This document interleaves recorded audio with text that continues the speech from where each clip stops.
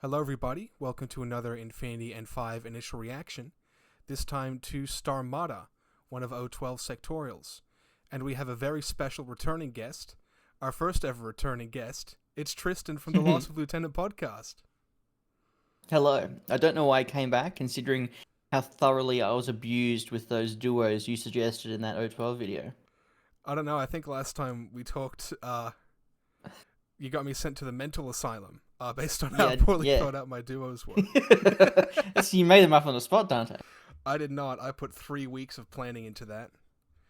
That's sad. Yeah, it is sad. Well, there's nothing much better to do when you're in a padded room, unfortunately. So, Tristan, what's your experience with Starmada generally? So when they came out, which was at the tail end of N3, I played them because I bought them. And then N4 came out and I went, yeah, these guys are kind of shit.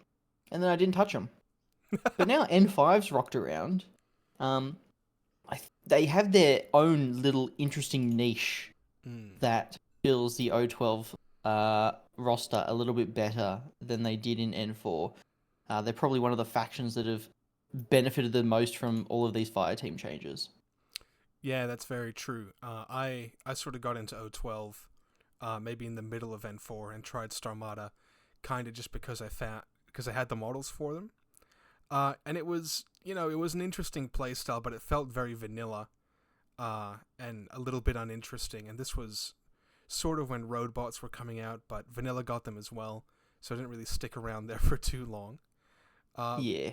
But before we jump into what they have to offer us in N5, let's have a look at some context. So what defines Starmada? You sort of maintain that toolbox approach of vanilla O12, where you can bring the whole toolbox to the table. What are some standout units for you that really exemplify this approach? Toolbox, for an LT, Saladin is a massive, massive toolbox. You obviously get Parvati. You get really cool units like the Nightshade is a little toolboxy. Knight of Santiago is really nice. The Raptor is a big one. We talked about him in vanilla, but he is a massive toolbox unit as well. And you've still got your sort of bread and butter O12 things like the Cyber Ghost, the Varangians, the Epsilon. They've all sort of made it into Starmada as well. Yep. Which let you bring the whole box to the table.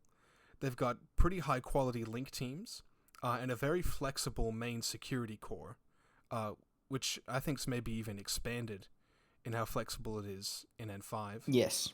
And then 100%. And then you were saying to me earlier, to you, Starmada feels like a bit of a mix of Pano and Aleph? Yeah, I think O12 in general is a little bit of a mix between Pano and Aleph. You've got a lot of those really cool BS14 units with that one piece of tech. And then you've got those high-quality hackers. You've got some of those hacker nets in Vanilla O12 anyway. Starmada reads a little bit less hacky, a little bit more shooty, just because of link teams as well. So erring on the side of Pano, but definitely has some sneaky Aleph shit in there. I mean, we've talked a bit about that security link, how that's a real strength, and their link teams are a bit of a strength, but when you're looking past that security link, a lot of your higher quality links like the Beta Troop or the Bronze link, or even the Nyoka link if you attempt to build that, they tend to end up being pretty expensive compared to what you might see in other factions. And another thing I've noticed with Starmada, you don't really have many multi-wound ARO pieces, at least in an N4 context, where they were coming from. Yes. Yeah, no, they were absolutely the BS15 Kappa on a rooftop. That is my ARO piece. Yeah. And now, Starmada in N4, they performed pretty consistently. They were, they had a very well-rounded roster, could do a lot of well-rounded things, never really exemplified, any characteristic especially. But they got, some nice boosts over the edition. The Roadbot was a really big one. And there was that ITS season with the TAC-aware where they benefited really well from a certain duo, which is stuck around. And then they also got a lot of the reinforcements units at the end of N4, which is really nice as well. Yeah, I think aside from the robot, the Sarco was a really big one. They had 0 camo and 0 camo midfield specialists. Yeah, I mean, the So Sarco is such a defining unit for Starmada. It's kind of crazy to think that they didn't launch with them. Yep. Yeah, they needed it. Yeah, they certainly did. All right, well, now that we understand where we're coming from, let's take a look at where we're going. All right, everybody, and here we are in the N5 Infinity Army Builder with Starmada. Starmada get unlimited duos, 1 Harris and 1 core, and already we can see the security fire team. Very long list of models and a lot of keywords here. Do you may want to walk us through the available options you've got in the security fire team, Tristan? Holy shit. All right. How long have you got? Well, to start off with, you have Kappas, you have Bluecoats, you have Raveneyes, you have Secu Droids, you have Cho, and they all count as security. If you like another thing counting as security, if you look in the wildcard section, you have the Cyclops, which also counts as security. Juicy. If you don't care about those little namey bonuses, you can add a bronze, a couple Jackboots, a Vidocq FTO, or a Ment. But don't know if you're going to be doing that super often. No, but I mean, really, when you're looking at cores in N5, this is one of the meatier options I've really seen. Oh, yeah. Especially with all these keywords. I mean, it feels like Morats to me.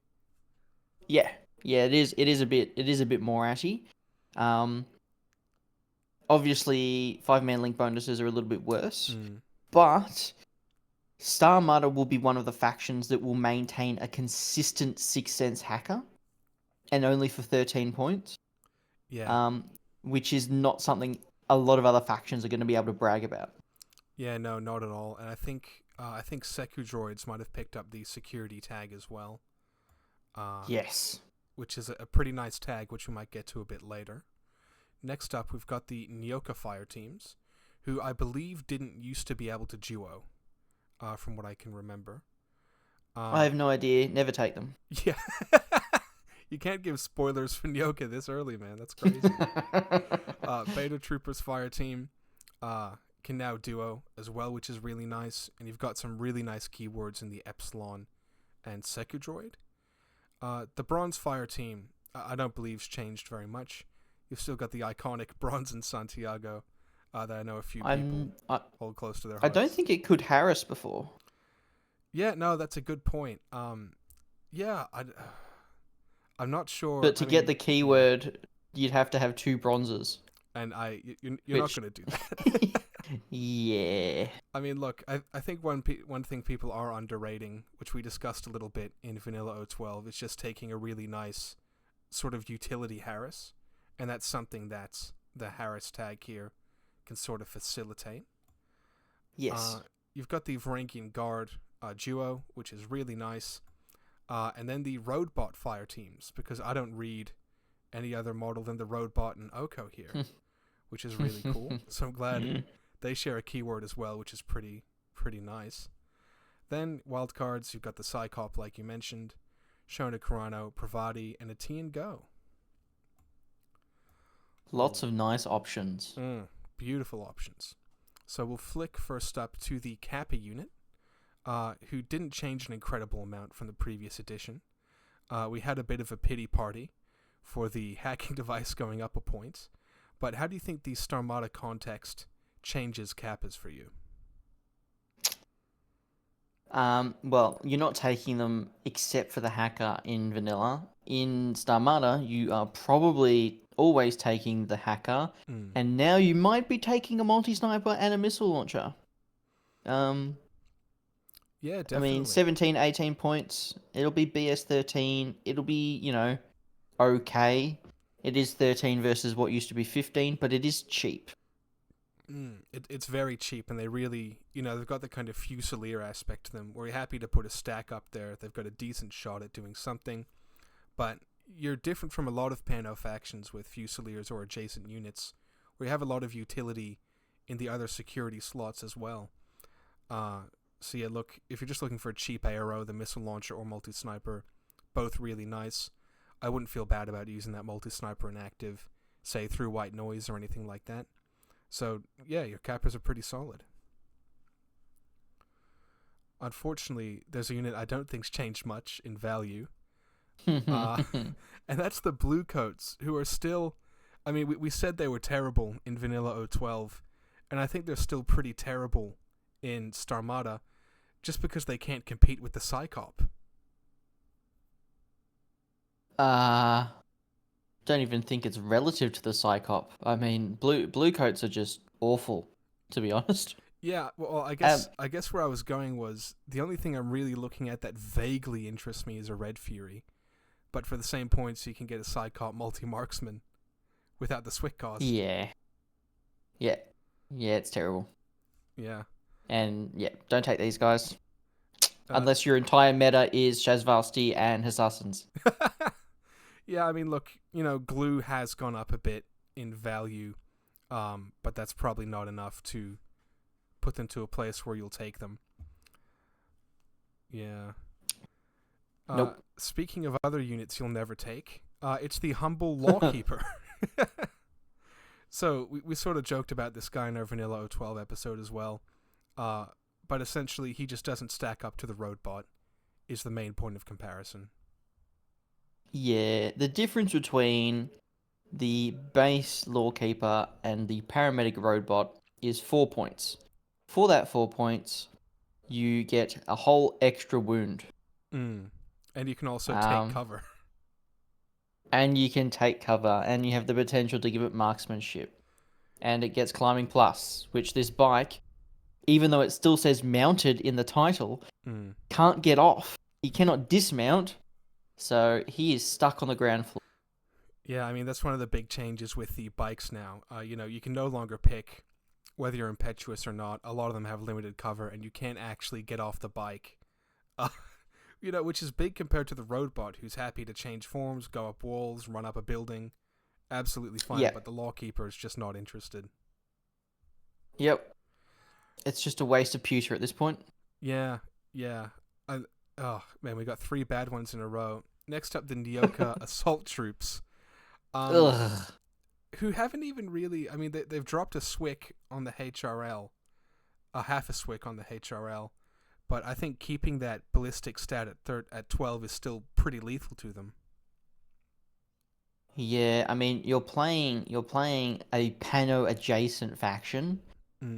You have plenty of BS12. Your line troop is a BS12. This guy costs the same as a Kappa missile, or basically 1 point off a Kappa sniper, and it's gaining climbing plus and +1 damage. But the Kappa can be in a whole link team. I mean, that's only Tristan, for HRL. Don't speak too nastily. You can absolutely core Nyoka Assault Troops. Dante, stop speaking ridiculous things. Yeah, I mean, look. You're not taking them. Looking at this list of profiles, you only got 2 FTO profiles. Even if you did want to make a core of them, you'd be taking 2 rocket launchers, 3 forward observers, 3 multi-rifle forward observers. Yeah, and look, Yay! The parachutes profiles aren't really doing much better either. That poor Nyoka 27-point forward observer just has a terrible comparison where the Crusher parachutist is the exact same points cost. So yes, if you're gonna look at the Nyoka, there's plenty of other places to look. Unfortunately, the Nyoka didn't really get the glow up they needed. The duo bonus is, it's whatever, but at the end of the day, you're BS12. Yes. Yep. I guess it's the cheapest pure duo for a bronze, but I mean they've got pretty high burst weapons anyway. I don't know how Dante. Dante. Okay, fine. They're bad. They're really bad. Never take them. They're really bad, guys. They're really bad. Yeah. Onto something a little bit more interesting, at least I think, is the Tian Gou Orbital Activity Squad.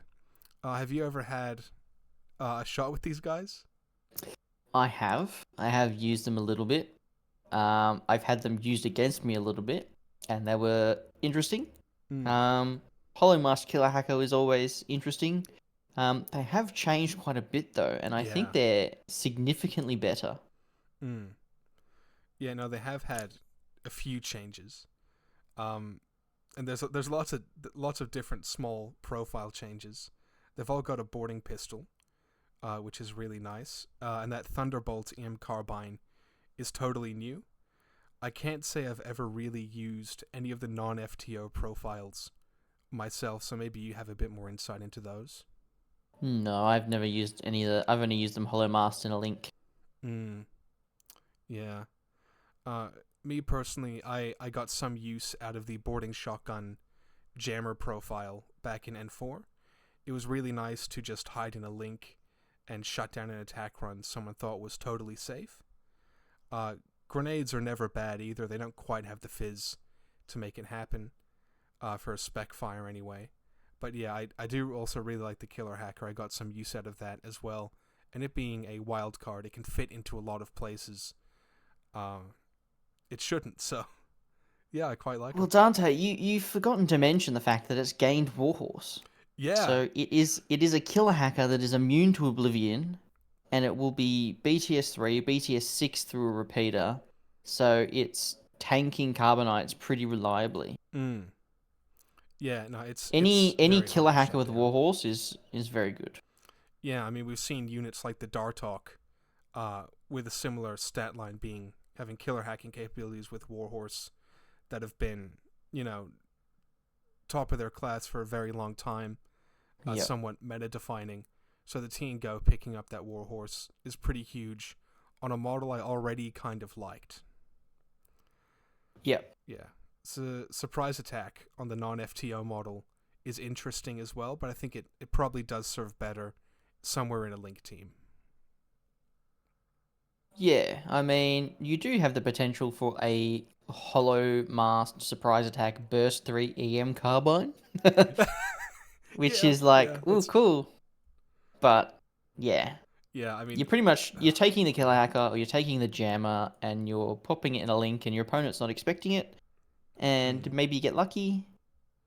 Yeah, definitely. I mean, I don't know if I'd be drawn to the Thunderbolt EM carbine too much. Maybe if I was really low on Swick, but I might just take a Cyclops as a gunfighter instead.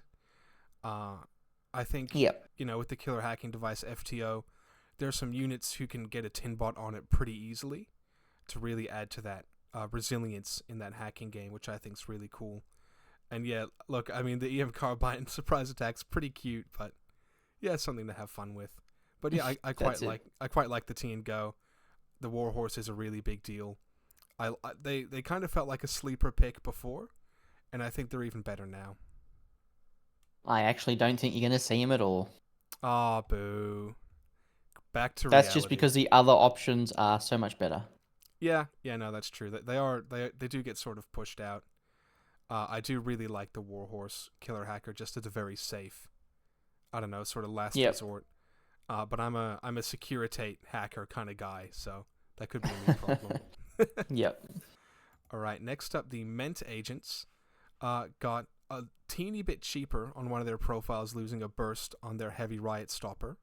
Do you still think these guys have the, take one in every list that they do have in Vanilla Row 12?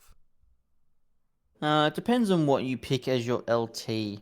If you decide to do double Raveneye in a security link, that some people find that comfortable enough in and of itself, and you want to save the slot for something else instead of the Ment.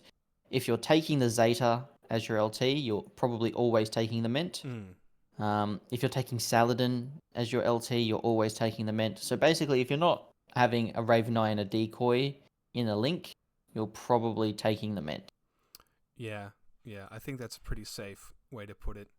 I was quite a fan of the double Raveneye lieutenants in that security link, just because they could pepper around those mines in your deployment zone, really disincentivizing an attack run. But you do have some really cool lieutenant options in the faction more widely. It's nice that they can link, but they don't have a pure keyword with anything. And you probably want them as far, in some far corner of the board anyway. Yep. Next it's up, a better, I will say, it's a better blue coat because it also has biometric visor. That's true. If you're taking a blue coat, just take a Ment instead. Yeah, that's it. All right. Next up, we got the Vidocq. who's got a few FTO profiles, being the Doctor and the MSV-1 Sniper, and then also the camouflaged MSV Sniper as well. Do you think the camouflage profile has a place in Starmada? Probably not. Mm. Just because it's super cheap to link it with either two Kappas or whatever, or a Kappa and a Raveneye, just to give it that Fireteam bonus. Mm. And you're saving 4 points to do that. It's Yeah. pretty obvious what it is, unless you're trying to mix it in with Raveneye mines. But that means the link and the Vidocq is like next to each other. So I don't really see people taking the camouflage sniper. The regular sniper people will take because you can pretty much make a cheap little 2-man bonus link for 50 points. And that's just a nice MSV1, MIM3, NCO, multi-sniper for 50 points. That's great. And the Doctor can just be slapped on stuff to give NCO, depending on what LT you pick. I don't think the Vidocq Doctor is as useful as it is in Torchlight, because you don't have those 2 lieutenant orders, and you've got a lot better LT options in this faction than you do in Torchlight. So if you do see the Vidocq, it will probably be the multi-sniper, and it will probably be linked with 2 Kappas or a Kappa and a Raveneye or something like that. Yeah, no, I think the Vidocq Sniper is a really good cherry to put on top of your, some kind of security link somewhere. What I'm more concerned about, though, is the disrespect they're showing towards Hector, who is a 2 lieutenant order lieutenant. He has Strategos, my guy. Oh, true. Yeah. Well, yeah, you can't be telling me how I'm disrespecting Hector. You don't even know the profile. Never met the guy. No, we'll get to Hector later. I actually like him a lot. But yeah, no, I think the Vidocq Doctor is really nice to slap on the back of stuff as well. The Vidocq MSV1 multi-sniper, great cherry on top of a security fire team, or really easy to build a small team around, like you mentioned. Yep. We might move on to Cyclops now, who I was pretty high on in our vanilla review, and I'm pretty high on now.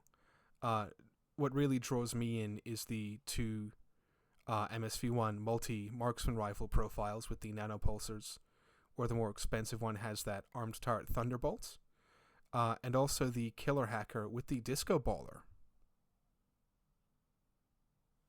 Yep. Since then, I have recorded a certain Pimp My List episode, and another Loss of Lieutenant host has told me that I am stupid for liking Cyclops, because you're spending 30 points on a 1-wound guy. So I've had my hopes and dreams shattered. I will stand by what I said. They are expensive, and they are good. They have the potential to just explode to a crit, and you're really sad. But they do define that toolboxy, I have a little bit of everything kind of thing. They're all specialists. He's super good at shooting. He has combat instinct, mimetism, MSV1, 2 templates, a turret. He's loaded. Yeah, I mean... And even the hacker's BTS 6. Oh, yeah, absolutely. Yeah, he's a BTS 6 killer hacker. He can absolutely take care of himself. And since we recorded last, I've had a bit more play, sort of with and against turrets, and I found them to be pretty good annoyances to pepper around. The Thunderbolt, just being able to deploy that somewhere in a deployment zone, I think that's pretty valuable. Also, if you can fit this guy into one of those bigger security links, I'd feel relatively comfortable using his X-Visor against certain targets, where, his BS 14 goes down to 11. If they're taking his MIM, I might be pretty happy to take some of those fights. Or just crazy Dante. Or just wiggle him up to the midfield where he can do some real damage. All right, I have to embody a little bit of Jordan now and say you're a bit crazy, Dante. If you want to put a 1-wound BS 11 dude on ARO. No, not on ARO. Not on ARO. Absolutely not. You said you want to use his X-Visor. Yeah. You want to shoot things on 11s? Look, if it's a last-ditch sort of thing. You didn't specify that. You did not say that. Well, we gotta say the crazy thing first, get the engagement bait, and then backstep. But no, he's a great ARO. He's got combat instinct, Dante. He's a great ARO piece. Oh, yeah. No, combat instinct is genuinely a bit of a waste on him, which is a shame. But I really like him in a security team. Sort of after that, ARO piece goes down. He's good to then move up, maybe yank some stuff along with him, in turn 2, turn 3. I really like him. It's actually, I've just thought of it now. Mm-hmm. It's actually an important thing to note is that combat instinct ignores stealth, which means that killer hacker is not having anything walk past it without getting brain zapped. Oh, I didn't know that. That's actually a really good note. Or even the regular hacker. So that might give some value to the regular hacker in the fact that combat instinct ignores stealth. So put it in the midfield. Nothing stealthy is walking past you without getting lit up like a Christmas tree. Yeah. No, I absolutely dig that. I think it could be pretty cool as well to just have, some kind of, maybe the Kappa hacker, a Cyclops, and a Secu Droid, is a pretty nice Harris. You can put a Secu Droid up on ARO and then move up with the Cyclops later. I think there's a lot you can do with them. Onto the Cyber Ghost. You've got only AVA-1, but you're going to be taking that AVA-1 probably every game. Yes. Mainly just because he's your only hacking device plus. But him having a pitcher is also really nice. Yep. Man up, eat your veggies, and take your Cyber Ghost. Yeah. Can't have your bronze duo before your Cyber Ghost. That's it. And you're always taking the hacking device plus. Yeah. Next there up, cool. The specialized support unit, Lambda. You were pretty high on this guy with the +1 burst adhesive launcher turret last time we talked. The +1 burst cum turret, yes. It is. I'm going to say this might be controversial, but that turret is the best turret in the game. No, I'd agree with you on that, especially after getting some table time with turrets. I recently played a game against O12 where my opponent was running around with a wrecker. I had a couple of just regular turrets up, just sort of plinking off that armor. But, with an adhesive launcher, your opponent's got to respect that. Yes, absolutely. Everything it's shooting at has to respect that. They used to call the Colt the Great Equalizer. In 2025, it's the +1 burst adhesive launcher turret. Yes. But no, I think this guy's pretty comfortably your engineer of choice anyway, right? Yeah, 100%. He's a good doctor. He's a good engineer. Yeah, he's pretty. He's if you're taking a tag, he's always in the list. If you're not taking a tag, you can definitely try and fit him in. Yeah. Yeah, no, I dig him. Especially, I think Secu Droid stonks are going up, so I wouldn't mind having a engineer running around at all. That's very true. But we might move on to the Raveneye officers. AVA-2, they're still pretty fantastic. The Cyber Mine got buffed a little bit, but I still think you're probably just seeing the EM Mine profile, especially if you're taking one as your lieutenant. Oh, yeah. It's always the EM Mine. If you're taking one, you're probably always taking two. Funny thing to mention is that if you put the Raveneye with the Disco Baller Cyclops, it has a deactivator to reactivate your Disco Ballers, which your opponents might not think about. Yeah. Or just even in the same list as one, the deactivator's range bands aren't terrible. And you can do them through walls as well, so. Yeah, I mean, the ability to take two and to link them is really what makes them key to being able to be your lieutenant.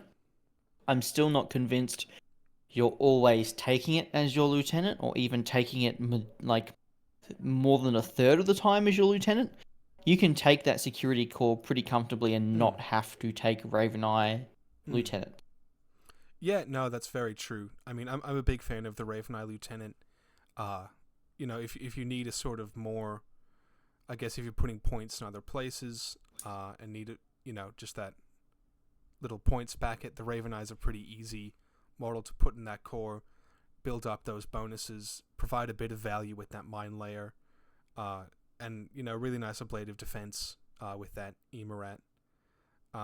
It's going to be a lot more important in N5 to have those mines and to have that EM potential, because if Norkius comes screaming into your DZ, that EM's the only thing that's going to stop him.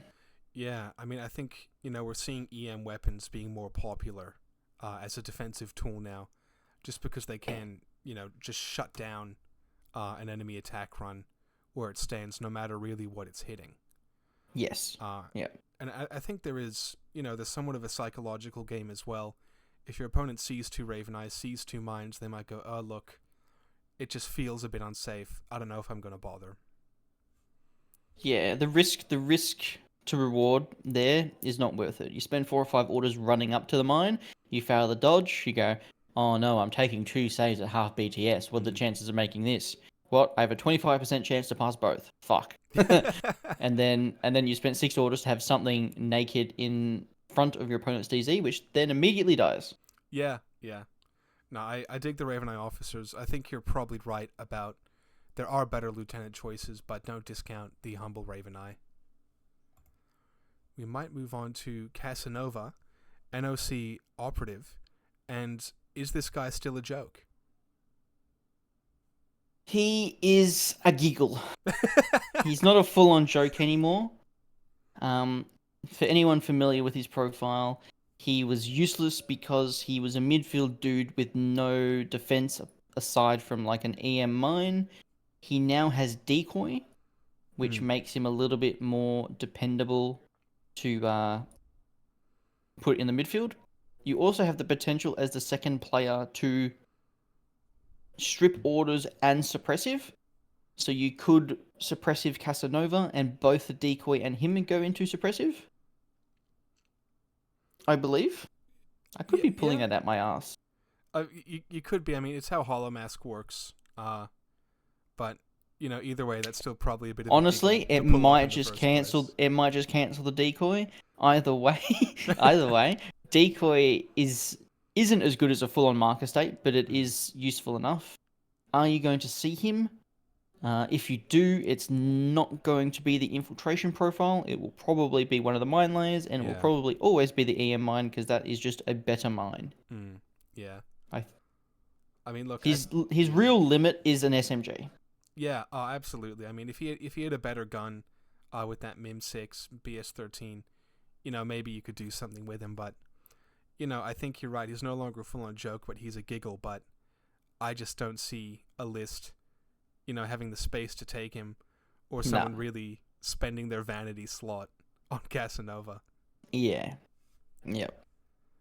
All right, we might move on to Ensign Catherine Cho.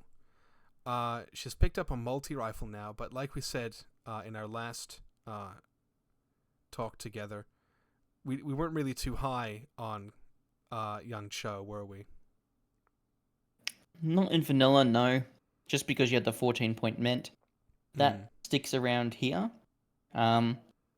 If you're taking her as the LT, you're probably just taking a Raveneye instead. Yeah. If you're taking her as a chain of command, you're probably taking the Ment instead. Multi-rifle doesn't do anything for her. She's just a BS11 dude. So yeah, they obviously didn't want to make her cheaper, but she is kind of just... She's an 8 out of 10 versus everything else, which is either a 9 or a 10. Yeah, I mean, I think you summed it up really well. She's just so handily outclassed in whatever role she wants to be in that, I just don't see any table time for her. The only other thing that might be like a real minor thing, if you're just an absolute Chad, is you can hollow mask her as something that makes the link not pure, which maybe then makes the Kappa hacker not have 6th sense, and then your opponent fucks around and finds out, and he goes, "Ooh, it actually does have 6th sense." I don't know. Yeah, it's funny. Stupid mind games. I'll give you that. Yeah, it's funny. It's funny. Yeah, it's not viable. We'll put him in the giggle box with Casanova. Next, we've got Parvati, Circuit League star. And essentially, we said, she's decent, but you're going to have to build a list around her to make any use of her. And she doesn't really fit into a standard list. Does that change for you in Starmada, or is that largely the same? Potentially. Depending on how you build your list, you might be filling it with a bunch of really cheap duos. Having Parvati with a couple Yudbots lets you access all of the duos because they could be a bit more fragile. And she herself is a really mobile specialist. That's very niche.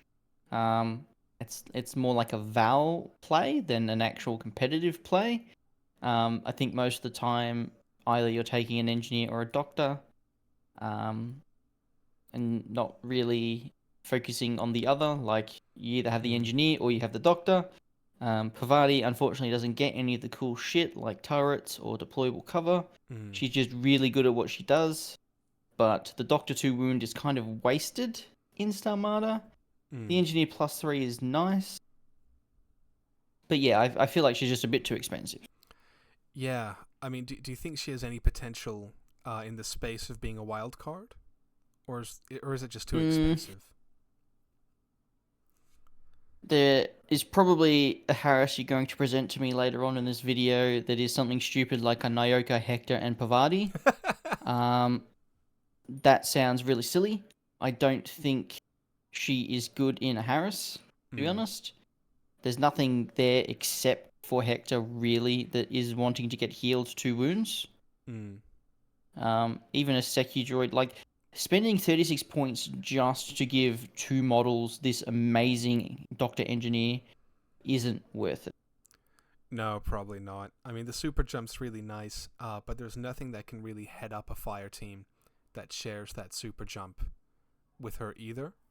You've got Bishy with super jump, but she can't, a duo of Bishy and Parvati would be pretty funny if you could do it, but there's just no one else who can move at the same pace as Parvati that she can link with, so bit rough luck there. Alright, Warcors haven't changed at all. They're good. Flash pulses have been nerfed, but they're more necessary than ever. So they've been side graded. I don't think they've been nerfed. No, I don't think they've been nerfed either. They've just changed, but they're still the same. You're still going to use them the same, and you'll still take them. Yep. So. Yep. 100%. All right. Next up, we got the Crusher. Pretty nice profiles on display here. I know a lot of people pretty high on the light rocket launcher. But what do you think about the Crushers as a unit? The Crusher was my baby O12 vanity pick.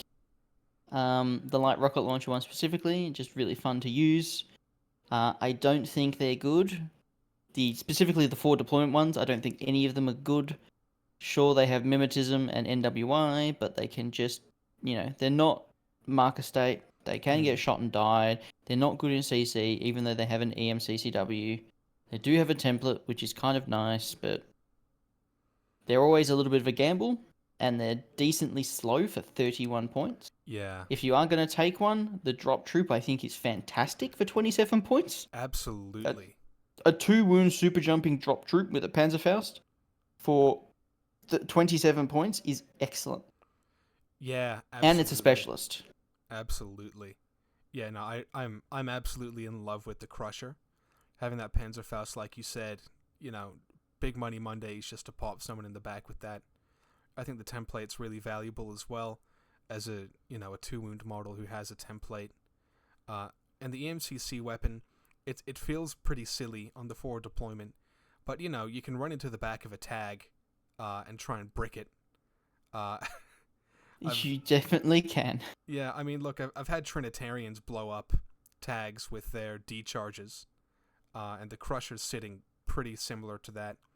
No, it Incap's nice fail state, but look, they're just, they're a move 6/6 specialist with 2 wounds. What more could you want? And they're only 2 points more expensive than that Nyoka, I think. Nope, they're the exact same cost. 27 that Nyoka smackers. is the most useless profile in the fucking game.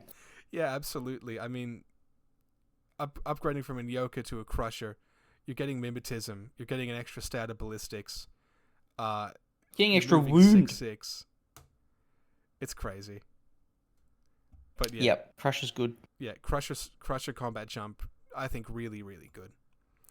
Jackboots. These guys got a bit of a buff in that they picked up an extra point of ballistics. They got the combat instinct. But our takeaway last time was they're still probably not worth using. Okay. If you like the Cyclops, but you want a HMG, this is what you take. They're virtually the same cost. If you really, really love turrets, and you just want all the turrets, you have the potential for Thunderbolt AP turrets. They are very expensive, and I do think they're vanity picks. In general, they are probably worse than the Cyclops. But they just have these cool little niche applications where it is probably the one of, if you're not taking a Kappa HMG, it's one of the cheapest HMGs in the faction that can link. And it's probably one of the only accesses to emitters, which are really nice.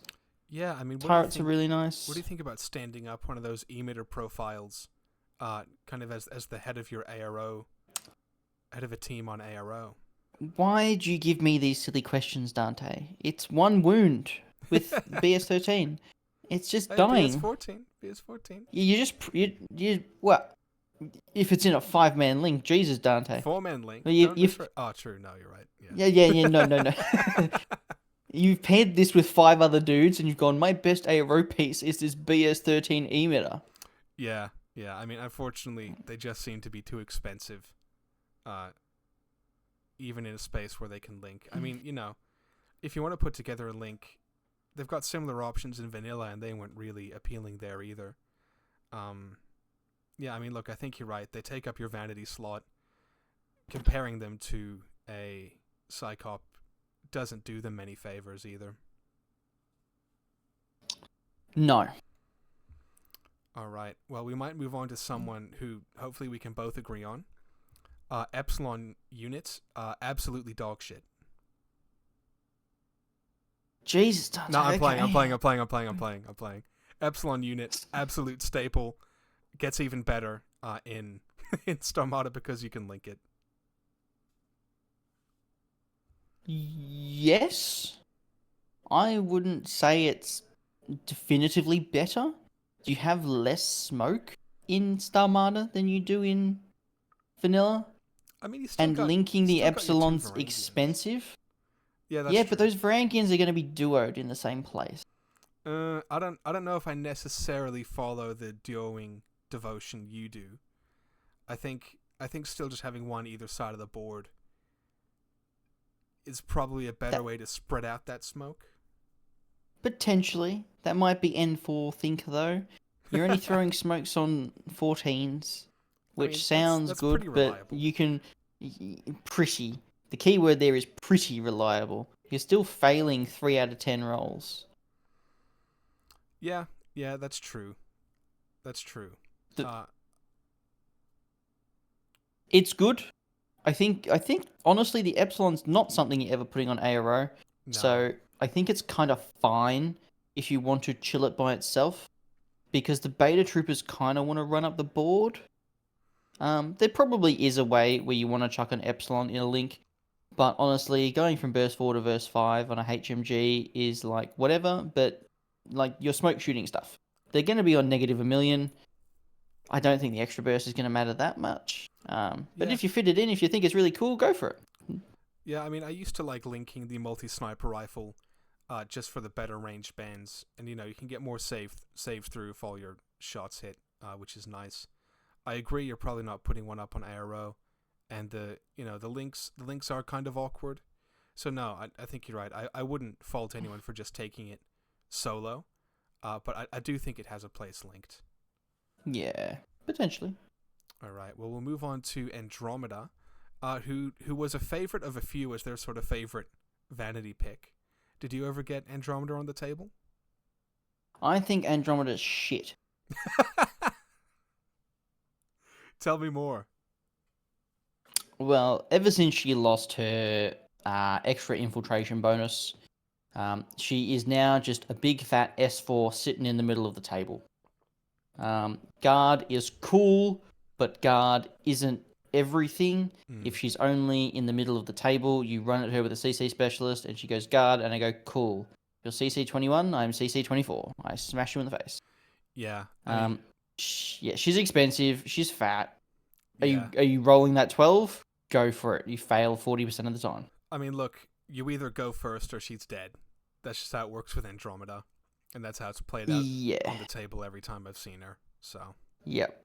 Yeah, I'm not a huge fan either. I just think, it's just too risky. It's just too risky because you either go first or she's dead, and it's a big amount of points to drop in the bucket. Yep. And now, obviously, now that D charges are worse, her forking potential has gone down significantly. Yeah, that's she does have a true. DACCW, but yeah, it's whatever. Yeah. All right, next up, Shona Carano. She's gotten a bit cheaper, and I talked a bit about her in Svalheima, where she has a pretty nice spot in Svalheima. But do you think that carries over to fitting in well in Starmada? Yep. She's dropped 5 points. You're looking, the natural weakness of O12 is very minimal close assault.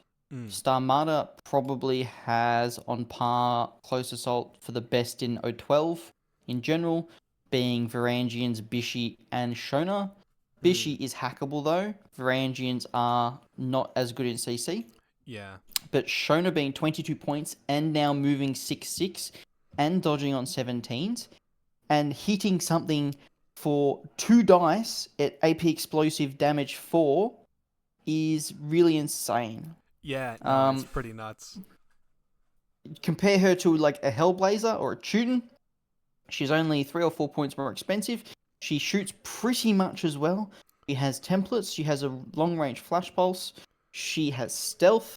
She's 2 no winning cap shock immune for full wounds, and her CC potential is insane. Unfortunately, I'm kind of spouting a little bit of Trent gospel here, but for 22 points, she's a steal, and she punishes null deploys super well. Absolutely, and I think her status as a wild card, is pretty important because you're very happy to sort of slap her on the end of a duo or some other kind of link. Let's say that link does some shooting, gets up to the midfield, someone wants to press a button, and then Shona can just sort of shoot off from there with how the bonuses are arranged now, without really hurting that link she's left behind. Yep. See, I really like her. She's a fantastic cruise missile. I've seen her one-tap tags before, and that was before she got her second die in N5, so... Yeah. Pretty sick. Yeah, she's pretty insane. All right, now Saladin has gone through some changes with his profiles.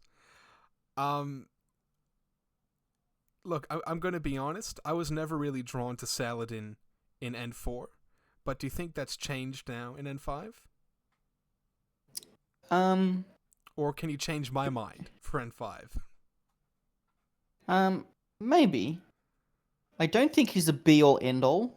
He is 35 points for a lieutenant. But he has gained Decoy 2, which means he's a lot harder to assassinate. Basically immune to speculos and fides and that kind of thing. And he has gained counterintelligence. Yeah, I mean, he sort of feels like a more expensive alpha now, but it's, he's sort of risen to that level, which is a good sign. Yeah, absolutely. Unfortunately, the Huck version of Saladin is still better.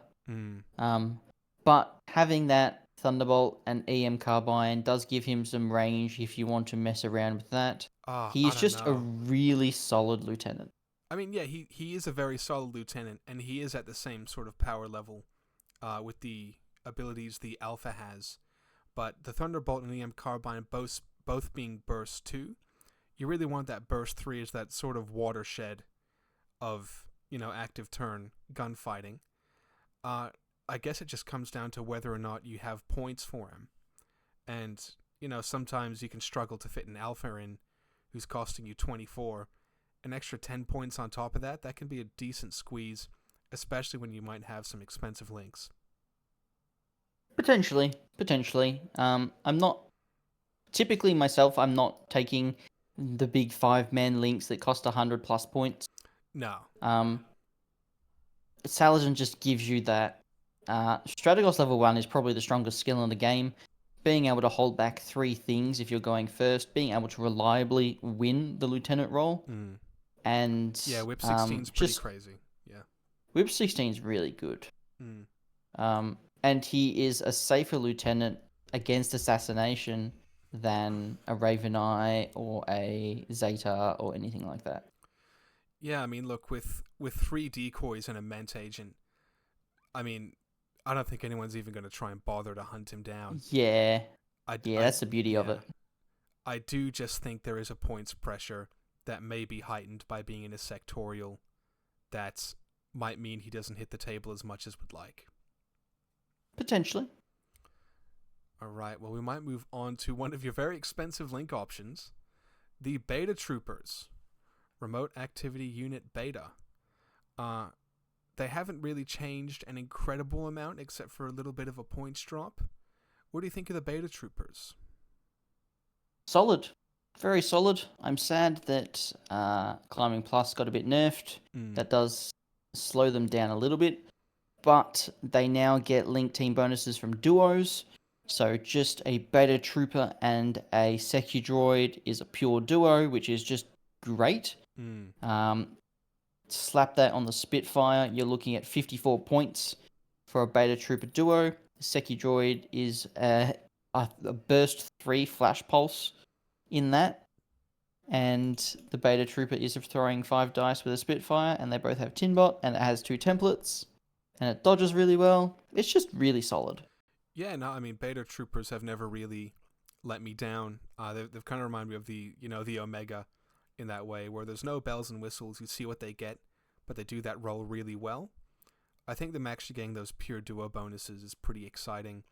Being able to put that, Spitfire and Tinbot on, a killer hacker is a pretty nice option as well. The Doctor is pretty solid, being able to run in there with templates and a good close assault weapon. Yeah, or even sticking up that Secu Droid as part of that's really solid as well. Yep, and if you decide to put them in a Harris, they dodge on 16s, which is, cool. Yeah, no, it's not nothing. You got your N4 Teutons right here in the Beta Trooper. That's it.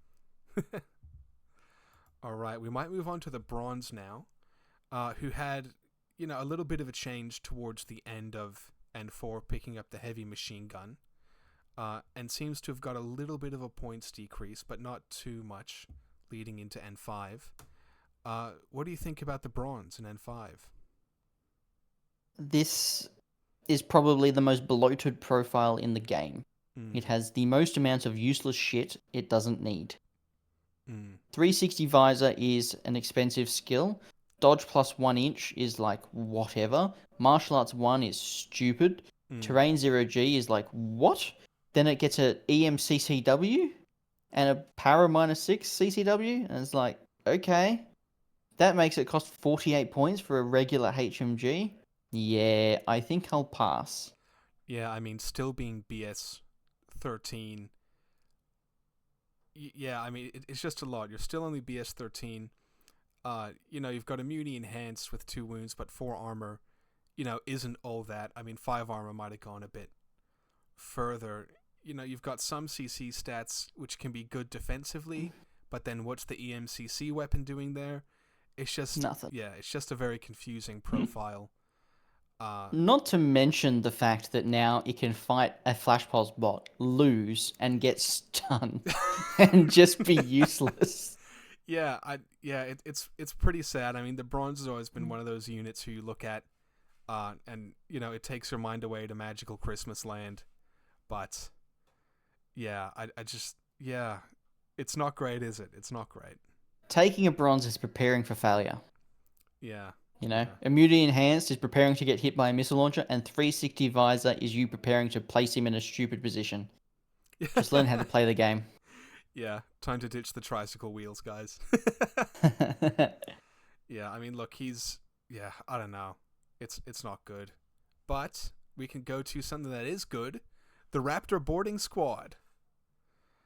Hell yeah. I love these guys. The Killer Hackers picked up an emitter. They've got a bit of a points drop. And their 360 Visor it might be there, but this is a big boy toy. This is a big boy toy. I am apparently now the #1 Victorian Raptor salesman. So, guys, come buy my Raptors. They are incredible. BS14 multi-rifle, BS14 emitter, slapping a heavy flamethrower on it so I can shoot you and drop a flame you on the same time, or I can just hack you through the wall. I can cyber mask, and I have NCO for some silly reason, and I don't cost the world. No. And I'm BS14. Yeah, and look, they've all got a boarding pistol as well. I think the profiles that really draw me are that killer hacker. Just with that cyber mask, you can really get up there and be a problem really fast. Additionally, the Raptor Spitfire, it's always been pretty solid. Maybe it's competing a little bit now with the Beta Trooper, who can get a pretty easy duo. But I think this killer hacker definitely still has a place. Yeah. There is even an argument for the Spitfire just having a the Davabot. Just having a Davabot at the same time. I would probably say a duoed Beta Trooper is probably better, so I'm probably only taking the Killer Hacker, but I'm still reaching out to 32 with that profile, so I'm not super worried. Yeah, no, I was a big fan of the Raptor Killer Hacker in N4, and really it's just gotten better picking up the emitter and a template, so I'm over the moon for the Raptor. I think it's still a great piece in Starmada. All right, next up, we've got the Knights of Santiago, who have had a bit of a glow up in some ways, a bit of a glow down in others. The first one is Frenzy. It's no longer suppressed by a Fireteam, so even if he is in a Fireteam and pops someone off, he's still going to hit that Frenzy, which is a shame. But his FTO hacker profile has picked up a multi-rifle, which is really nice. It used to just have a combi rifle before, which always felt pretty bad. He's picked up a non-killer hacker combat jump option, which I think is pretty irrelevant. But the combat jump option has picked up a boarding shotgun +1 burst and shock mines, which is pretty nice, along with a big discount on the points. What do you think about the Santiago? I think it's interesting. I don't know if Starmada wants to dedicate the resources to a non-parachutist drop troop. You're dedicating 50 points for that if you're taking an Evo and the Santiago to get a nice killer hacker. I think it's more viable to just take the killer hacker, not drop troop. It's really weird if you're like, I just want all the Swick weapons. You can take the Santiago Lieutenant if you want. You have the cheapest chain of command in the game, so it's not really that big a deal. And you basically get a free Spitfire. And apart from that, unfortunately, its link teams are shit because it's a bronze. And yeah, we're not doing that. I mean, I think the Knight of Santiago Lieutenant is pretty nice just as a very self-contained unit. Carrying that specialist operative, he's sort of a one-man fire team, which is pretty nice. EM grenades are fantastic, being able to spec fire those. I have managed to get the combat drop Santiago on the table in military orders this edition. And he performed really well. The frenzy was a bit annoying though, but I think realistically, like you said, you've got access to a crusher who, it's a lot less resource intensive. It's a lot less risk intensive as well. The multi-rifle killer hacker FTO, I think, is a really nice piece, but I think you're right. I just don't think he has a really good fit in Starmada. If he could, mix with something else or be the basis of his own team, maybe so, but yeah, just not a great spot to fit him in. Yep. All right, next up we've got Hector, who got a decently sizable points decrease, and is got the new martial arts level 4. Have you ever used Hector before? I have used Hector before. I have used him in Vanilla 012. And he is expensive to get isolated. Hector is good, but for 65 points, you're paying for 30 points worth of shooty and 30 points worth of I'm a good lieutenant. Hmm. I don't. I did verse him in Still Phalanx the other day. He unfortunately went straight to dead for my opponent. Ooh, that's unfortunate. I'm not sold on him. He did decrease 4 points. He's just overcosted, honestly. The CC isn't coming into play as much as you think it is. He is taking some wounds, but he's not killing anything really. Yeah, I mean, he's 5 points off taking a Zeta. Yeah, I mean, I think that's the pretty rough point. I mean, I think he has some nice ways to protect himself in Starmada, like duoing with a beta trooper killer hacker, giving it a firewall. But that's just it's just a very expensive beta trooper Spitfire with all this LT stuff strapped on. But yeah, look, I think the real nail on the coffin, like you said, is that the Zeta is only a handful of points more. The plasma rifle, I don't really see ever really bringing that into play. It's just so short range. The Spitfire, it could be fun to mess around with. Fizz 14 EM grenades is funny. But yeah, look, I think you're right. If you want a big bad LT, the Zeta's only a few points more. Yep. All right, next up, we got... and how do you like to pronounce this one, Tristan? Bishy. Bishy. All right, we'll go with Bishy. We got Bishy the Jade Champion. Didn't really seem to drop too many points. Climbing Plus got a bit worse. Martial Arts Level 3 is really nice. And the super jump changes do a lot of good for her. I mean, she was pretty solid in N4. What do you think about in N5? She's just as solid in N5. Again, the absolute culling of Sixth Sense makes her way better. And overall, she's moving 4 inches faster each order. Yeah, she's just as solid as she was, and Starmada have the cheapness to fit her in very easily. If you take a very cheap security core, that's a third of your list in less than 80 points, let's say. Bishy's fitting in there super easy, and she's just one of those toolbox units that does it all. Yeah, I really like she's Bishy. solid. Do the you martial arts changes as well. Yeah. Oh, definitely. Yeah. I mean, do you think there's some potential just to take her as a solo piece as well? I wouldn't link her. I would definitely not link her. The only thing she links with is a beta trooper, I believe. Yeah, that's correct. Yeah, nah, I wouldn't do that. She'd be out of their link range in 2 orders. So yeah, she doesn't need the hacking protection when she has stealth. She doesn't care about smoke. Yeah. She's pretty self-explanatory, to be honest. Yeah, definitely.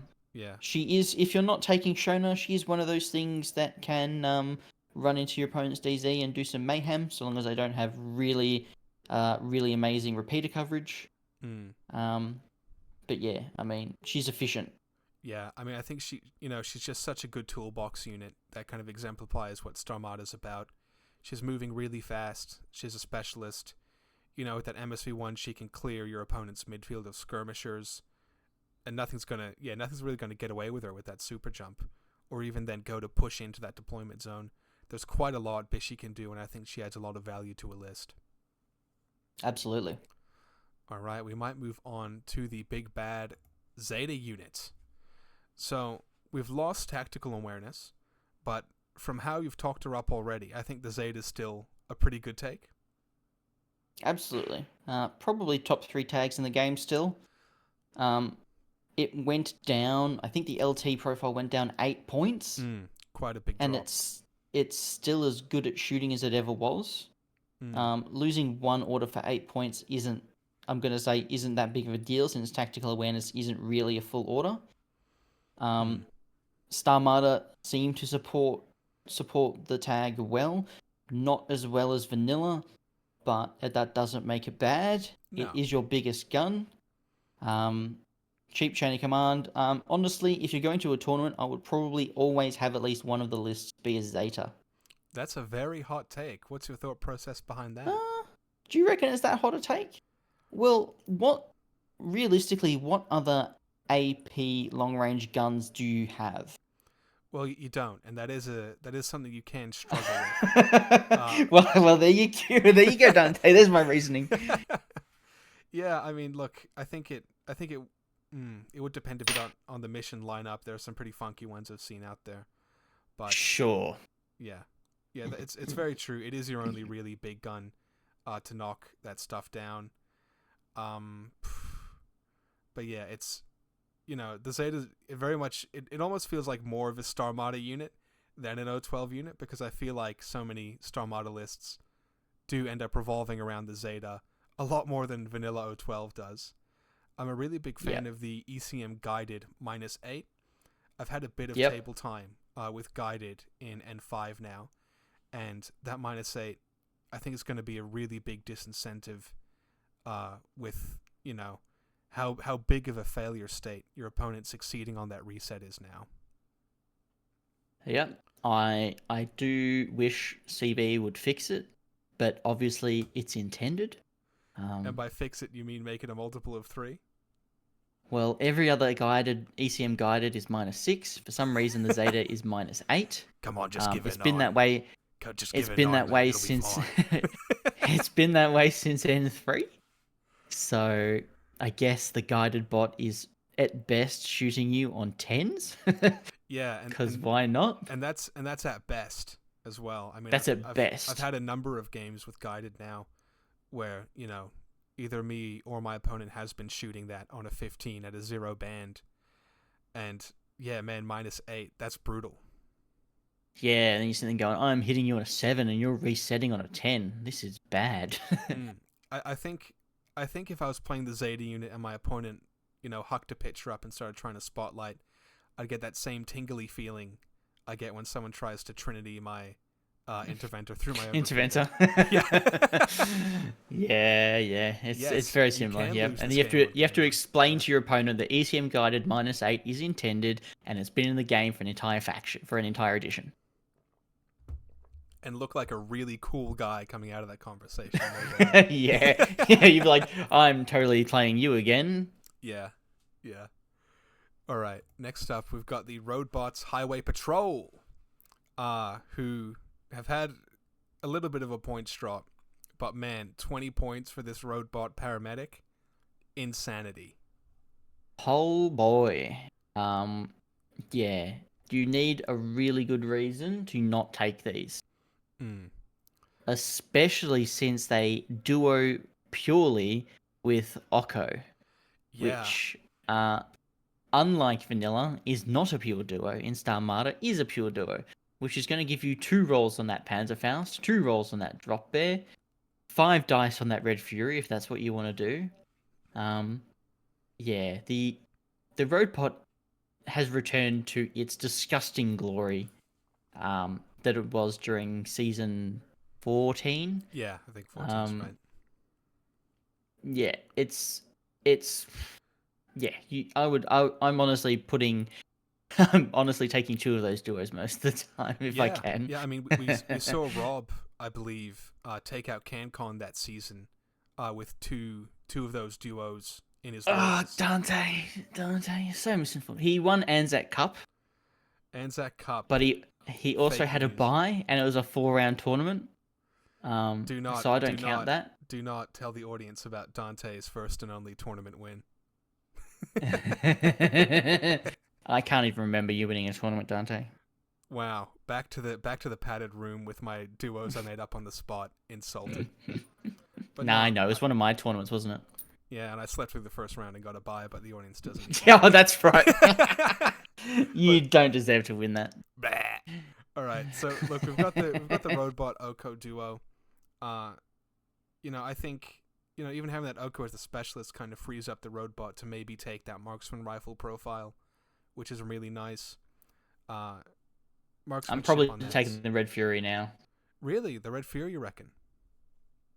The light shotgun was great when it was 3 templates and you could fork. The Red Fury is an extra dice and it's only 1 point more. Yeah, that's true. I just think I do like the light shotgun just rolling up on someone with 4 rolls on BS 18. That's pretty nice. Sure. especially with that speed. Yeah, sure. I mean, it's neither here nor there, really. Yeah, pick your poison.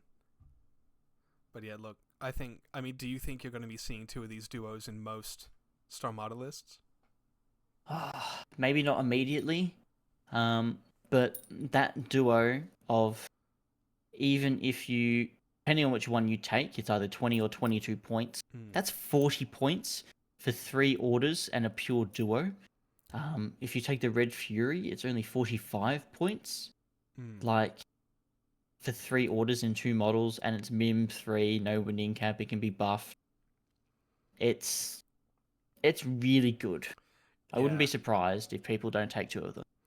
Yeah, no, I think I'm with you there. I think just there's so much strength and efficiency, and even slot efficiency off the back of that.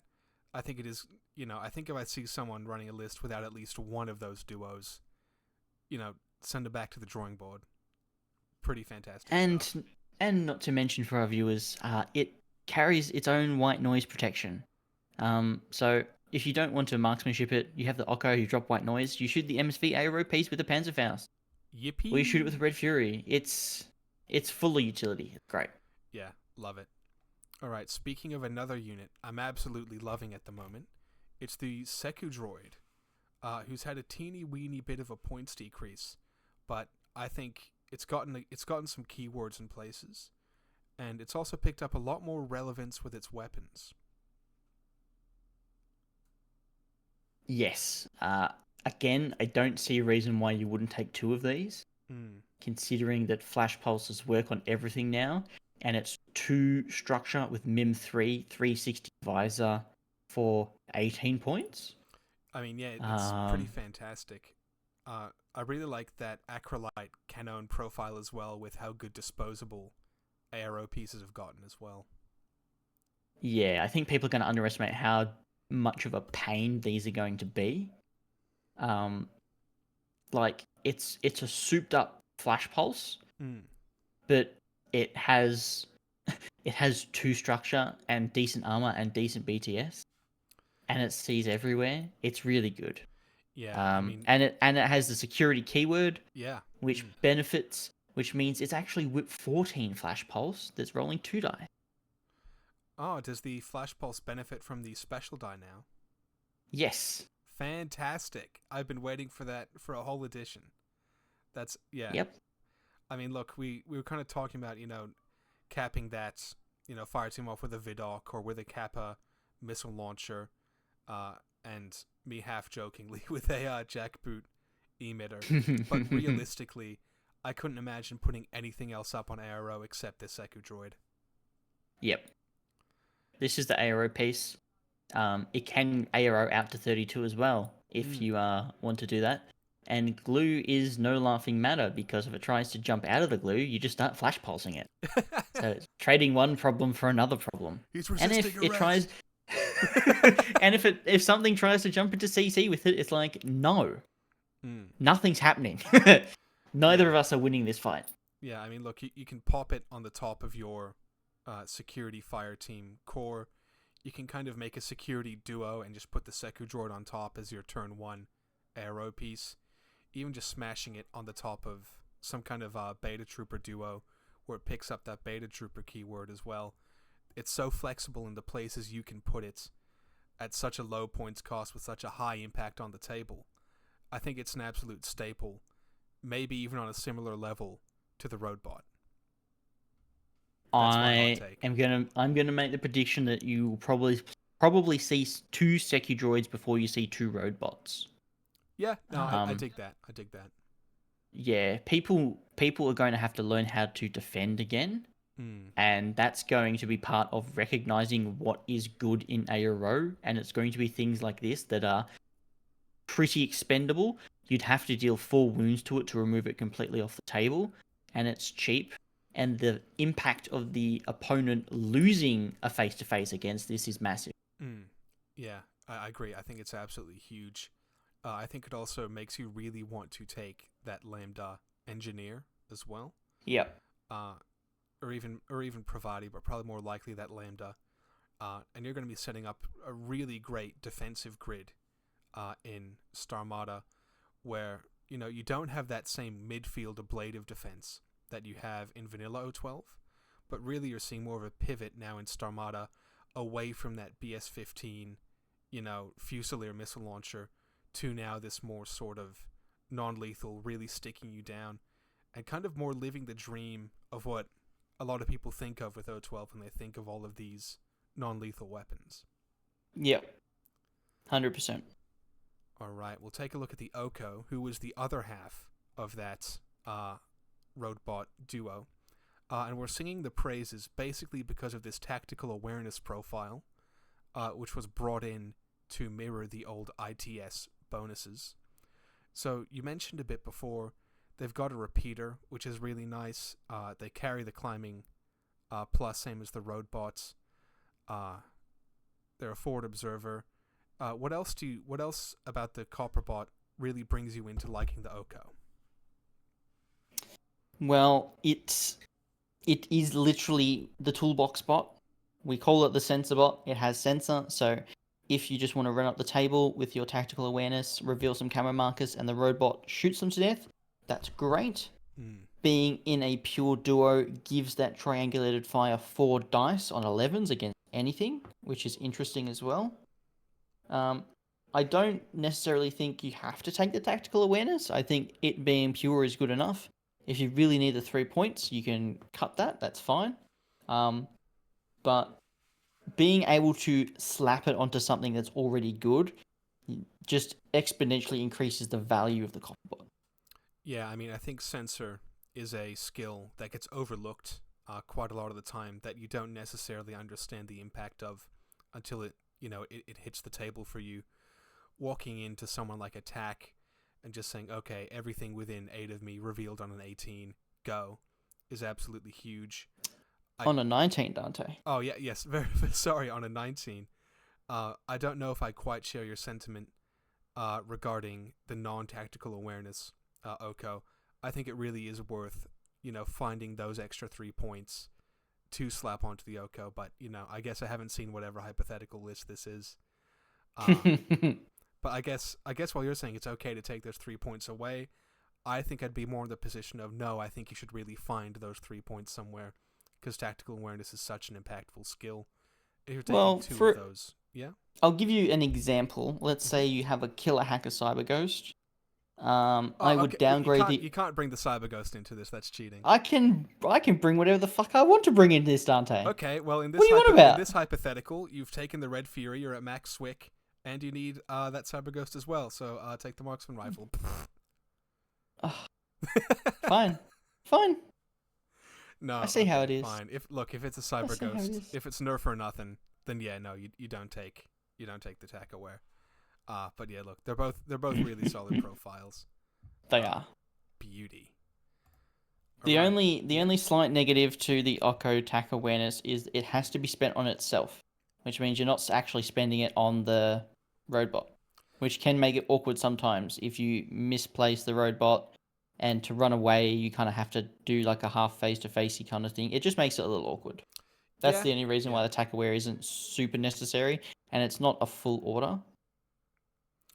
Yeah, I mean, usually, if you deploy right, it can get a bit more mixy in the second and third turns, but you can use it as kind of their free movement. I doubt there's going to be a turn where you're not going to be moving that duo, and you can use the Oko tack awareness for that. But you're right, it's not a full order. There can be situations where it gets a bit awkward. But yeah, no, that's a good point. All right, we might move on to the Peeler Copperbot. We've got the regular HMG profile here, but also a brand new Thunderbolt +1 burst for 5 less points and 0 Swick. What do you think about this one? I think it'll be the new standard for TR bots. I don't think there's much reason to take the HMG unless you're playing Shaz and the Q drone is your active turn gun. 5 points is massive. Yeah. And it still does 90% of the job of the HMG TR bot. And in some situations, it's actually better because it's outranging the HMGs that it's shooting back at. Which just pushes the BS11 a little bit further than it than it really should be. Yeah, I would be taking the Thunderbolt most of the time. Yeah, I'm in absolute agreement with you there. I've played with and against the Thunderbolts TR bot since we recorded the last O12 episode, and both times we've both sort of just chucked it at kind of as far back as it can go. We've really made that zero range band count, and it has done work. One a Thunderbolt TR bot managed to put 2 wounds on a Salamandra of mine. And a TR bot I was using managed to hold back a Wrecker for like 5 orders. So they've got a lot of value, and I think the zero range band does add a lot to that. And I agree with you. I definitely think they're the new standard in terms of TR bot. You heard it here, folks. Australia is 6 months ahead of the meta, so we're going to have to wait 6 months for other people to agree with this, but they'll find out. Yeah, they'll understand. They'll get it. They'll get it eventually. Let's get that engagement up. More rage baiting. All right. In a very strange move, we don't have access to any of the +1 burst non-guided profiles, but you didn't use those. You're probably not going to use those anyway. So here's the Millicent. It's still good. I think after playing guided on the table, guided as a strategy has suffered a little bit. But whenever I played Starmada, guided didn't really fit much into the picture. What do you think? Yeah, I agree. Guided isn't Starmada's thing. They don't have the volume of hacking presence to do it effectively. They don't they don't want to spend all their slots. They don't want to spend 3 or 4 slots on hackers. No. So guided isn't super great. They don't get linked pitches. They don't have they don't have fast pandas. They don't have effective models with deployable repeaters that you want to spend orders on. The best I could do is running a Roadbot Oko Copper bot up the table and using that as your mobile repeater. But even then, you want to spend your Swick on other stuff. So I would probably avoid guided in Starmada and just do it in vanilla if you're that inclined. Yeah, no, I absolutely agree with everything you've said there. I just don't really think the guided strategy has a place in Starmada. So I might just move right along. AVA1 Kita. Flash Pulse is good. Poor AVA1. It's not too bad. No, Starmada has droids. A bunch of cheap. Yeah, Starmada has a bunch of cheap stuff. So AVA1 Flash Pulse isn't too bad. Yeah, I played a bit of Starmada in N4, and look, AVA1 was never a problem. It's not backbreaking like it is for some other factions. You've got a really great security core that doesn't cost a whole lot of points. But hey, look, if you got, nice thing to sprinkle at the end of a list. Fuzzbots, pretty nice. The baggage change is really huge, where you're getting anyone within 8 inches of the Fuzzbot is getting a free reload in the states phase. What kind of space do you think an Evo hacking device has in Starmada? I think in most lists it's going to be in there most of the time. You're going to have plenty of units to buff with either marksmanship or burst 2 and reactive. You're going to have plenty of things you want to reload disposables on, being turrets and the Secu Droids glue guns. Even some mines you might want to reload, like the Raveneyes. Yeah, you've got so much stuff that an Evo hacker is going to be good for, and they've gone down in points. So I don't think it's 100% necessary if you take a Roadbot, you have to take this. But if you're taking a Lambda turret, it almost feels like a waste not to take this because a turret is so good. Yeah, I think, I can't imagine anything more annoying than a marksman-shipped Secu Droid or an enhanced reaction Secu Droid who's getting reloaded every turn. It seems incredibly annoying. Especially the way that total reaction and the special die interact means that disposable 2, it's not like it would be in N4 where you're sort of just missing out on that third quote-unquote burst. I mean, look, I think either way you may as well save a Starmada list in your app right now that just has nothing but a fuzzbot in it of 8-point fuzzbot just to work off of, because you're never going to leave home without it, just with the crazy disposable game that Starmada's got going on. Yeah. Unless you're taking a stupid Hector list. All right, well, we'll move right along to the Sarco. These guys, sort of revolutionized the faction a little bit when they came out. The Sarco was their first sort of big release along with the Roadbot. And they've had a nice points decrease. It hasn't been a huge one. They haven't had a points decrease, Dante. They haven't? Okay, great. I'll get off the track. They've gone up 2 points. They've gone up? They've gone up 2 points. That Wild Parrot Forward Observer was 20 points. That's insane. I know. I mean, look. CB thought it was insane too. Yeah, clearly. I mean, look, I was looking at these profiles and I was going like, man, these are pretty decent deals. So they still are incredibly decent deals, yeah. Yeah. So, I mean, look, the standouts for me, the Forward Observer Wild Parrot, absolutely outstanding, especially now that the boarding shotgun has been sort of devalued. Also, a surprise attack killer hack, never a bad thing to have. For 24 points, it's a pretty decent killer hacker. Climbing Plus is fun on it. Apart from that, it is pretty standard what it is. It is a cookie cutter special skirmisher that gets a little bit of Pano spice with the Wild Parrot. Yeah, I mean, look, the killer hacker is really nice to be in the midfield as well. A lot of your objectives are going to have hacker bonuses. I'd expect to see a Sarco in those missions fairly reliably. And yeah, look, the Wild Parrot as a deployable on the perimeter deployable, really hot, especially with how good EM is. Yep. All right, we'll move on to the Nightshade, which strangely you were talking up in the intro. What's that about? Well, I just think they're neat. Yeah, okay, I'm listening. I really like hidden deploy hackers. And this hidden deploy hacker kind of fills so many other roles. It has a EM CCW or a para CCW with martial arts 3, so it's very ninja-like. It has super jump, which means it's moving up the table insanely fast. It has stealth. Bang Bomb can disappear as a rule, like I said before. It also gets drop bears and decharges. Decharges sounds kind of stupid, but if it's fighting a non-martial arts thing, like a tag, it's still 2 dice on 19s, which is kind of like, ooh, okay. You're probably using the EM CCW regardless, but obviously it's an option. It means that you can also CC objectives twice with decharges. And yeah, it's just having a hidden deployed killer hacker is neat. And I mean, it is 10 points more, but there is enough cheap stuff that you can take this and not feel too bad about it. Yeah, no, I mean, look, the Nightshade was one of my favorites, in terms of anti-material missions, of which, there's actually a pretty decent amount in the ITS packets.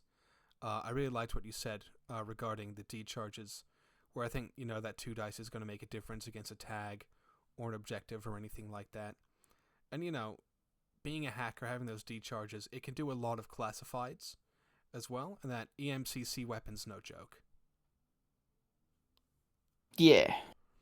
Most of the time, like, even if you want to as well, you can para a tag and then just place decharges if you want to, because that's perfectly legal. Yeah, absolutely. Yeah. But yeah, it moving 6/6 is going to surprise some people. Oh, absolutely. It starts on the 20-inch line. It moves 6/6. It's only 4 inches away from your DZ. Yeah, I mean. So it is definitely out there to assassinate some hackers. Its points haven't really changed at all, but I think getting that extra movement is a pretty big deal in the missions that do want it in. I don't think it's fair to, just totally discount it as a unit. I think it has its place, but probably only really in certain missions. And yeah, I would agree with that. Yeah. And look, it does probably take up your vanity pick slot, but it's not going to. I don't think it's going to disappoint you.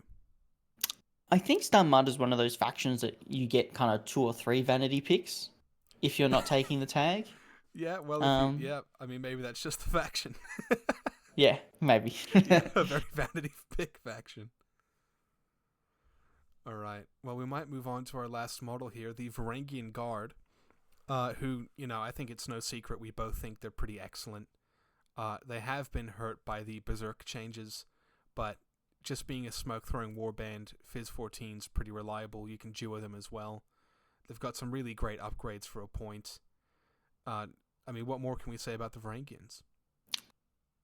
Well, being able to duo them actually makes up for their shortcomings of losing a no face-to-face Berserk and being worse at throwing smoke. Yeah, no, yeah, that's pretty simple. I'm not sure if I'm completely tied to having them duo just because they are on the AVA2. You're sort of stuck at one point in the board. I have seen some other warbands, where you can take a Zero Swick smoke grenade launcher, and that's really great in a duo. How you want to run your list, how you want to run your duos, I think will vary to taste, and maybe we'll see some patterns and trends developing out of that. But yeah, no, they're really great, solid warbands. They are.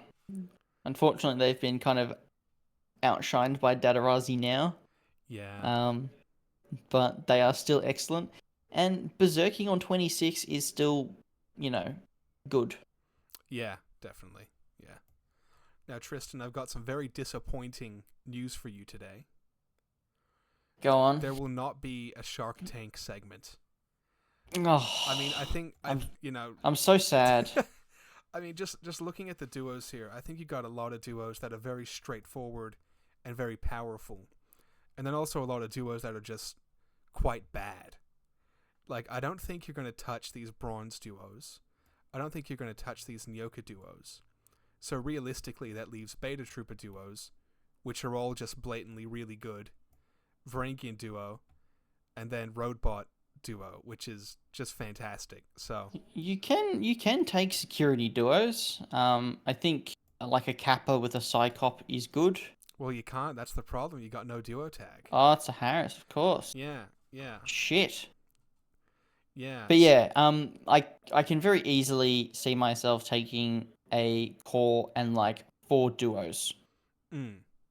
Oh, look, I think the core is nice from the perspective of the Sixth Sense hacker, but I could see kind of going even lower just to slap a bunch of benefits on Secu Droids and 2 Harrises, rather than squish that into one core. Let's say you're taking let's say you're taking 4 models in a core, one of them's a Secu Droid. You can sort of split that 4th model off, make that into a new Secu Droid team, and I don't think you could feel safer going second on your first turn with that up. Yeah, I think my initial idea was a security core with a Secu Droid, and then you take a Beta Trooper and a Secu Droid. Yeah, I do dig that. Yeah. And then you've got 2 duos of Oko, Roadbot, and a duo of Varangians. And then from there, you kind of have what you want. You might also have a duo of just something with Shona. Maybe you have a Varangian and Shona, and then a Varangian by itself, if you want to do that. Give Shona the smoke, let her get up the table easier, if that's your thing. But this reads to me like the faction of duos. Yeah, that definitely. like not to the IA level. I think IA is like the duo faction, but this might be a hard second of the duo factions. Yeah, I think. Yeah, this feels very different to me than a lot of the factions I've taken a look at, just because I feel like I can already sort of see very clearly where the faction's going. Do you think there's a fear? It seems like you've got a lot of really good utility in your duos. You've got a lot of good defensive action in your duos. Is there a fear of maybe faltering on the offensive front? Well, this is why you have a Zeta list in your tournament lineup. Yeah, no, that's very true. That's very true. I think there is a potential that you go a little bit overboard and you take too many links, which means you're not taking things like Nightshade, Sarco, and Bishy, and like Crusher drop troops, which are solo pieces. Yeah. If you get too fixated on the link efficiency, you're going to miss out on those really excellent solo pieces.